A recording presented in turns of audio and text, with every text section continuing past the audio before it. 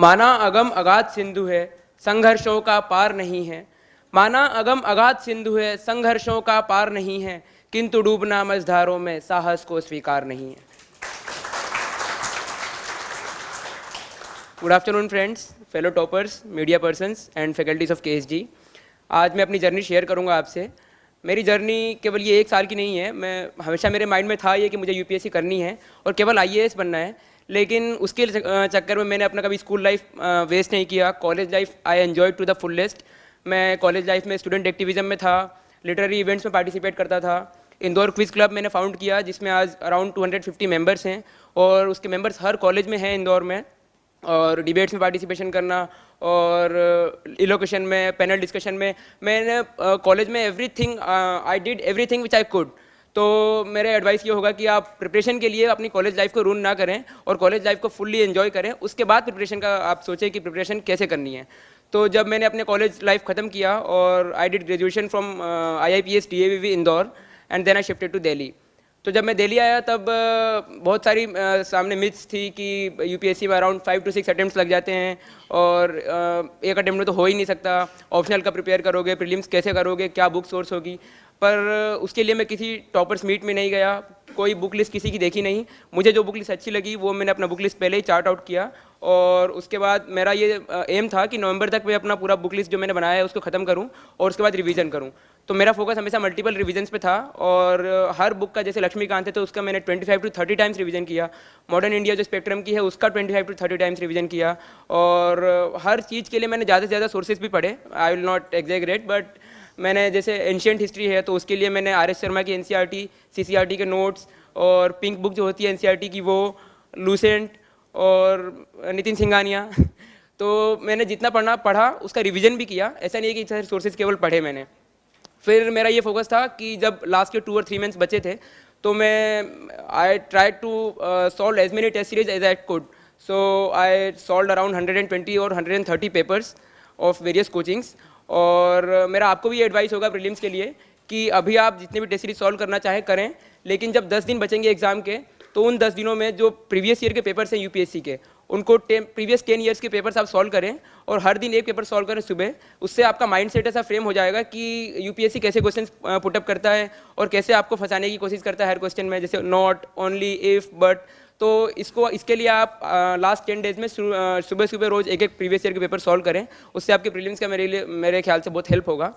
फिर मेरा ऑप्शनल भी प्रीलिम्स के पहले प्रिपेयर्ड नहीं था और मैंने बस फिल कर दिया था फॉर्म में कि हाँ मेरा ऑप्शनल सोशियोलॉजी होगा, लेकिन उसके पहले तक मेरा ऑप्शनल प्रिपेयर्ड नहीं था। प्रीलिम्स जब मेरा हुआ तो I thought that I am going to clear this examination, so I thought that now I have to prepare for optional as well. So मैंने विकास रंजन सर की कोचिंग ज्वाइन की ऑप्शनल के लिए और वहाँ भी मुझे लगा कि ये तो कोर्स 4 महीने चलेगा और जब तक ये कोर्स चलेगा तब तक मेरा मेंस भी हो जाएगा। तो मैंने सर से वीडियो लेक्चर्स ले लिए और मैंने 1.5 महीने में अपना पूरा ऑप्शनल ख़त्म किया और फिर उसका रिवीजन और लास्ट के मंथ में टेस्ट सीरीज़। और मैंने मेंस के लिए भी कोई टेस्ट सीरीज़ ज्वाइन नहीं की। मैंने जितनी भी अलग अलग कोचिंग्स हैं उनकी टेस्ट सीरीज़ घर पे लाया, खुद सॉल्व किया और प्रीवियस ईयर के जो टॉपर्स थे उनकी सारी कॉपीज़ देखी मैंने कि उन्होंने कैसे आंसर्स लिखे हैं और उनसे बहुत सारा सीखा कि डायग्राम्स कैसे बनाते हैं और फ्लो चार्ट कैसे बनाते हैं और उन सबको अपने आंसर्स में इनकलकेट किया। और टेस्ट सीरीज ऐसा मैंने कोई सॉल्व नहीं की, लेकिन मैंने क्वेश्चंस बहुत ज़्यादा अटेम्प्ट किए और मैं कभी कभी तो around 8 to 9 hours daily answer writing करता था। मैं जब थक भी जाता था तो सोते सोते मैं लिखता था कि हाँ मैं कुछ लिख रहा हूँ। तो इससे मुझे काफ़ी हेल्प हुई और इससे ये हुआ कि मैंने मेंस में सारे क्वेश्चंस अटेम्प्ट किए। मेंस में भी मेरे साथ एक बहुत बड़ा इंसिडेंट हुआ कि मैं जब GS1 का क्वेश्चन अटेम्प्ट कर रहा था तो उसमें मैंने 5th क्वेश्चन का आंसर 6th क्वेश्चन में लिख दिया, फिर उसको कट किया तो वो क्वेश्चन मेरा पूरा वेस्ट हुआ, उसको 5th में लिखा। फिर 17th का आंसर मैंने गलती से 18th में लिख दिया और फिर मैंने उसको काटा और फिर 17th में लिखा। तो आई वॉज लिटरली क्राइंग। मैं इधर उधर देख रहा था कि बाकी सबके तो सारे क्वेश्चन अटेम्प्ट हो गए और मेरे 2-3 क्वेश्चन तो ऐसे ही वेस्ट हो चुके हैं। मुझे लगा कि अब तो मेरा गेम ओवर है, अब तो मैं ये एग्ज़ाम क्लियर नहीं कर पाऊँगा। तो मैंने कैसे भी करके 19th और 20th आंसर बस ऐसे लिखा मैंने और मैं बाहर आ गया। तो बाहर आके मैं बहुत रो रहा था। मैंने अपने भैया से बात की, पापा मम्मी से बात की। मैंने बोला कि अब मैं 2, 3, 4 में कोई पेपर देने नहीं वाला, मैं आ रहा हूँ इंदौर वापस। तो उन्होंने बोला कि एक ख़राब गया तो गया है, बाकी पेपर दे दो और उसके बाद आ जाओ, कोई टेंशन नहीं, अगला अटेम्प्ट दे देना। तो मैंने सोचा कि ठीक है।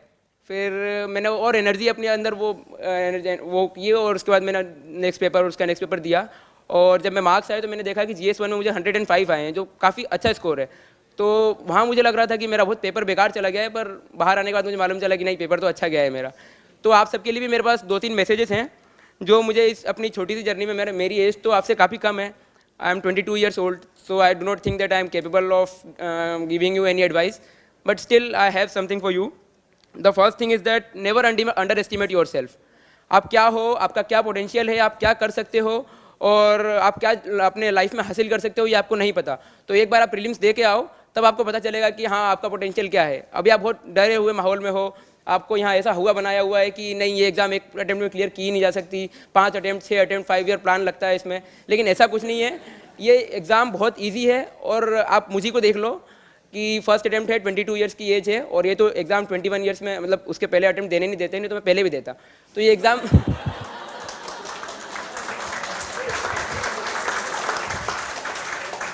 तो ये एग्ज़ाम रियली बहुत इजी है, it can be cracked very easily.